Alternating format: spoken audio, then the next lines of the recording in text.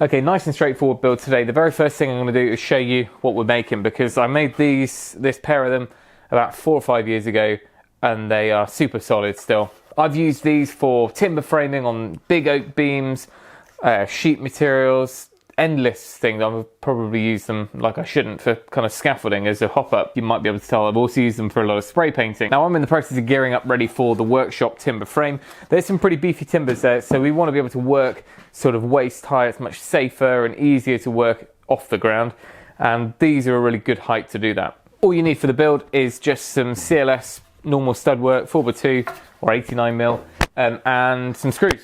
10 lengths will make me 5 because my design basically needs 2 per sawhorse. And of course a scrap of plywood gives you a pretty instant workbench. Let me quickly show you the measurements. Right, all we need are 4 legs at 600 and 3 tops at 800. Right, having measured the legs on the old ones, I've actually gone for 590 on those, so that's accounting for the curves, the little bit of wastage you end up between each cut. So that's what we'll change to, so we need basically 4 at 590. And you could miss out a step here, because we're actually going to cut an angle on the bottom of each of these, but we can come on to that.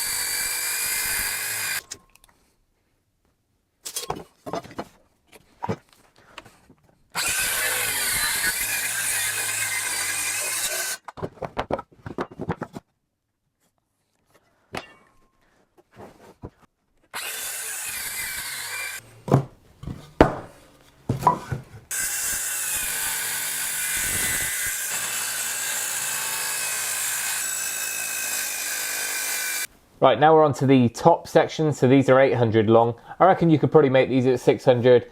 That way you could get a little bit more out of your material. But I find 800 is just about okay if you want to get a full sheet on here. So if you're cutting a 1200 sheet down, then it's supported well enough on just 2.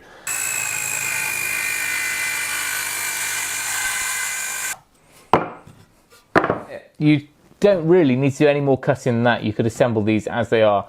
What I'm going to do though is do what I did on the previous ones, put a 15-degree angle on the bottom of the legs.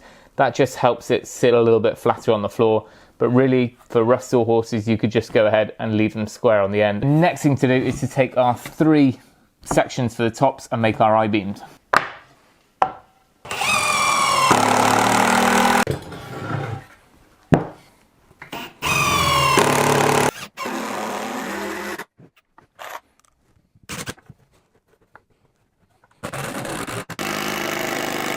That is all you need to do for the top section. It's just simply an I-beam.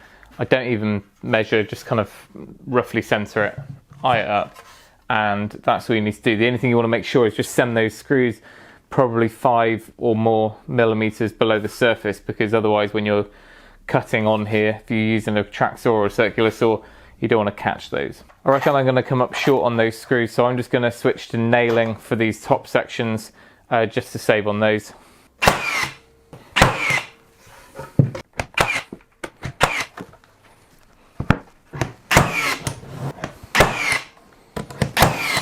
Right, that is the last of our tops. Now, I'm thinking I might go and resurrect that old mitre saw just to cut those 15-degree angles. I could do it on the circular saw, but I think it's just a little bit easier to set up a stop block.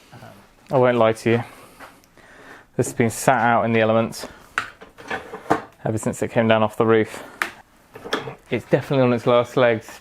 Yeah, it probably has a little bit of life left in it. Well, we'll see. It's had a few fixes, the brake doesn't work on it, and to let you into a secret, I'm kind of hoping it's broken, because that Bosch mitre saw that's been in my wish list for a while might just happen. Let's see if this rough bucket's going to work on us. Right, so I've taken our angle across to 15 degrees. All I'm going to do is just cut from our longest point back 15 degrees, so there's no need for a stop block or anything. And again, it's a little bit rough and ready, this sort of work, so it's fairly straightforward to do.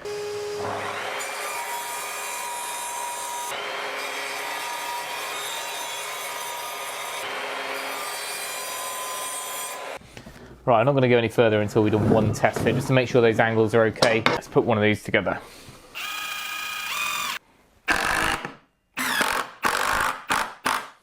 Yep, nothing wrong with that. Even with just one screw in each leg, I can tell that we're sitting down nicely. All the angles look fine. I'll get all 4 of these made up, and then I'll share with you just the one little design tweak I'm going to make, which should make all the difference.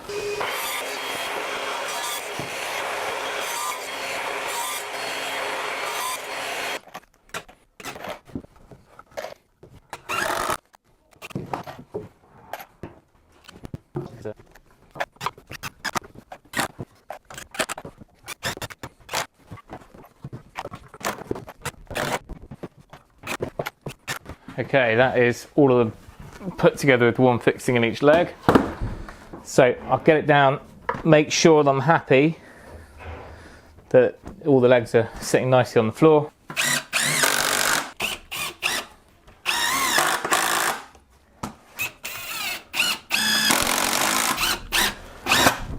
Now ideally when it comes to the fixings, one row is going into the corner piece of here, tight.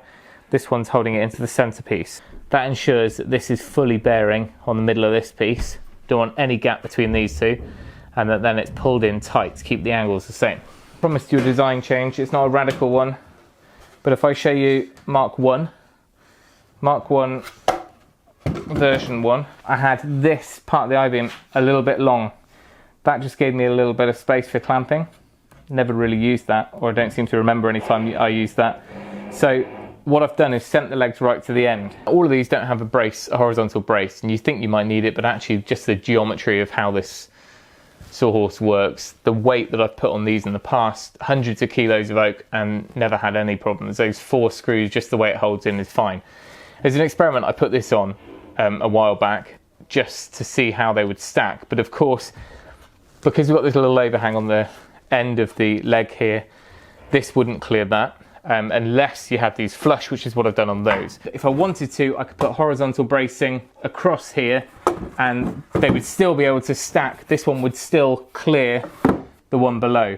What I could do is just make sure that it's below the leg height, that it's down at this point, and then there's no chance that that would foul on the other one. But to be quite honest, I don't see any problem with just leaving them as they are. Now the other thing is I've made these at 600, which might be a bit low if you're going to use them for regular workbench height.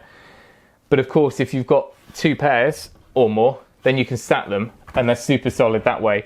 So I don't see any problem with, if you're making 4, minimum of 4, then you can quite easily do that and work at that height or even go up from there. So you might have to go one more if you were working with hand saws. I don't know how that steady that would be at that point. You could probably set something up quite easily that way, and of course it's a good way to store the Sawhorses. Now of course you could buy Sawhorses, the plastic ones are pretty inexpensive, but everything from my experience that you're using outside that's plastic, the UV eventually gets to it and they tend to get brittle. And the metal ones are quite handy, they're heavy duty ones that you can slot timbers in to make a workbench, but really nothing can go too far wrong with wood like this. Hardly any of it is touching the ground, and the amount of time that I've spray painted on top of these, they're pretty coated anyway in paint. So I'm gonna let the kids loose with some leftover paint. Ready? You ready? See? Yeah, I've got shoes on, thanks. It says kitchen green, same colour as our kitchen to use up. There's apple white. What's that? Or blue. We painted our bathroom this colour and then thought it was too blue. Yeah. Hold on, Rosa, hold on. I'm fine, Daddy. Hang on, I need to check with Mummy. Can you just... Yeah. What? Don't let her get to that pot. Joe? Okay, you paint this, and then you won't get the longer. Should I get you some more paint?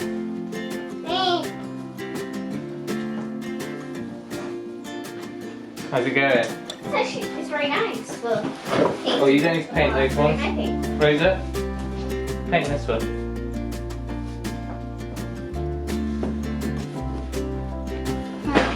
Yeah, don't paint me. Razor. Look. You want this one? Yeah. Sure. Now, where's the paint? Razor.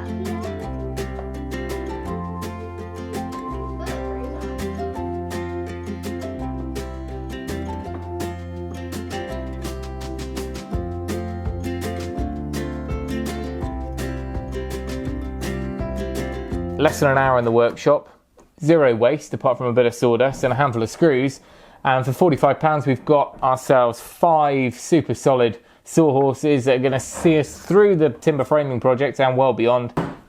Well, I think that is one of the very last bits of preparation we needed to do ready for timber framing.